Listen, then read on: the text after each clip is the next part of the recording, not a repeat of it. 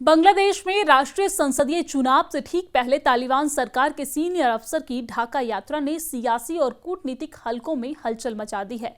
चुनाव के बाद अब करीब 1.5 महीने का समय बचा है और इस बीच तालिबान सरकार के विदेश मंत्रालय के प्रथम राजनीतिक प्रभाग के महानिदेशक नूर अहमद नूर एक हफ्ते के निजी दौरे पर ढाका पहुंचे हैं। उनकी इस यात्रा को लेकर सरकार की चुप्पी ने कई सवाल खड़े कर दिए हैं। एक सवाल यह भी है कि क्या चुनाव में पाकिस्तान के खिलाफ तालिबान की एंट्री हो गई है। नूर अहमद नूर ने ढाका में कई इस्लामी संगठनों के नेताओं से मुलाकात की।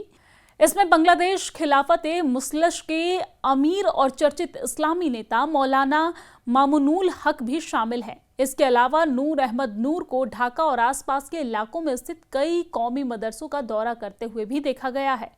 ये दौरा इसलिए भी अहम माना जा रहा है क्योंकि इससे पहले सितंबर में बांग्लादेश के 7 इस्लामी नेता अफगानिस्तान गए थे और तालिबान सरकार के मंत्रियों और अधिकारियों से मुलाकात की थी। 3 महीने बाद तालिबान सरकार के एक शीर्ष अधिकारी का ढाका आना इस बात का संकेत माना जा रहा है कि तालिबान बांग्लादेश के साथ रिश्ते बेहतर करना चाहता है। नूर अहमद नूर को तालिबान की विदेश नीति तय करने वाले प्रमुख लोगों में गिना जाता है और वो अलग अलग देश के तालिबान सरकार को मान्यता दिलाने की कोशिश में सक्रिय हैं। हालांकि बांग्लादेश सरकार की ओर से ये साफ नहीं किया गया है कि नूर अहमद नूर को आधिकारिक तौर पर आमंत्रित किया गया था या फिर नहीं। विदेश मंत्रालय के सूत्रों का कहना है कि उन्हें सरकारी निमंत्रण नहीं दिया गया था और इसलिए इस यात्रा को निजी दौरा बताया जा रहा है। यह भी स्पष्ट नहीं है कि वो राजनयिक पासपोर्ट पर बांग्लादेश में दाखिल हुए थे या फिर नहीं। इस मुद्दे पर अंतरिम सरकार की तरफ से अब तक कोई भी साफ बयान सामने नहीं आया है। 21 दिसंबर को नूर अहमद नूर ढाका इंटरनेशनल एयरपोर्ट पहुंचे। एयरपोर्ट पर उनका स्वागत Bangladesh Afghanistan chamber of commerce and industries के अध्यक्ष अबू सईम खालिद ने किया। उन्होंने बताया कि इस यात्रा का एक मुख्य उद्देश्य दोनों देशों के बीच व्यापार और वाणिज्य को बढ़ावा देना है। 25 दिसंबर को नूर अहमद नूर ने ढाका के मोहम्मदपुर इलाके में स्थित जामिया रहमानिया अरबिया मदरसा का दौरा किया है, जहां पर उनकी मुलाकात मामुनुल हक से हुई।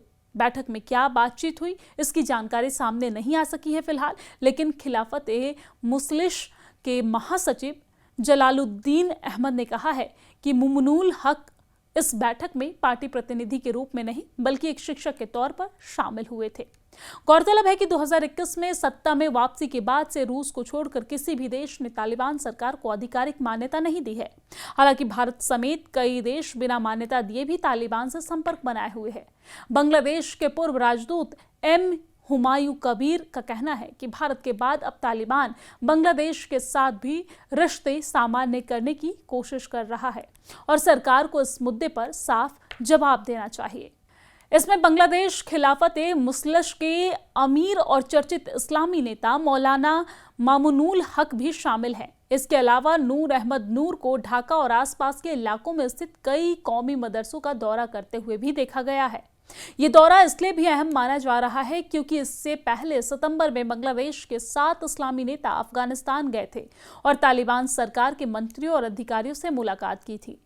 3 महीने बाद तालिबान सरकार के एक शीर्ष अधिकारी का ढाका आना इस बात का संकेत माना जा रहा है कि तालिबान बांग्लादेश के साथ रिश्ते बेहतर करना चाहता है। नूर अहमद नूर को तालिबान की विदेश नीति तय करने वाले प्रमुख लोगों में गिना जाता है और वो अलग अलग देश के तालिबान सरकार को मान्यता दिलाने की कोशिश में सक्रिय हैं। हालांकि बांग्लादेश सरकार की ओर से ये साफ नहीं किया गया है कि नूर अहमद नूर को आधिकारिक तौर पर आमंत्रित किया गया था या फिर नहीं।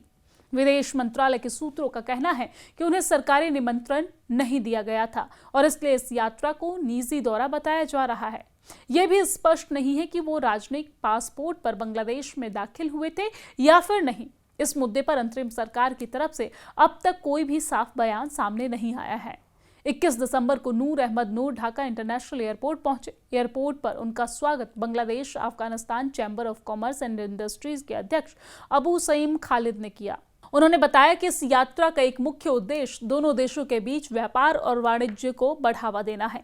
25 दिसंबर को नूर अहमद नूर ने ढाका के मोहम्मदपुर इलाके में स्थित जामिया रहमानिया अरबिया मदरसा का दौरा किया है, जहां पर उनकी मुलाकात मामुनुल हक से हुई। बैठक में क्या बातचीत हुई इसकी जानकारी सामने नहीं आ सकी है फिलहाल, लेकिन खिलाफत-ए-मुस्लिम के महासचिव जलालुद्दीन अहमद ने कहा है कि मामुनुल हक इस बैठक में पार्टी प्रतिनिधि के रूप में नहीं बल्कि एक शिक्षक के तौर पर शामिल हुए थे। गौरतलब है कि 2021 में सत्ता में वापसी के बाद से रूस को छोड़कर किसी भी देश ने तालिबान सरकार को आधिकारिक मान्यता नहीं दी है। हालांकि भारत समेत कई देश बिना मान्यता दिए भी तालिबान से संपर्क बनाए हुए हैं। बांग्लादेश के पूर्व राजदूत एम हुमायूं कबीर का कहना है कि भारत के बाद अब तालिबान बांग्लादेश के साथ भी रिश्ते सामान्य करने की कोशिश कर रहा है और सरकार को इस मुद्दे पर साफ जवाब देना चाहिए।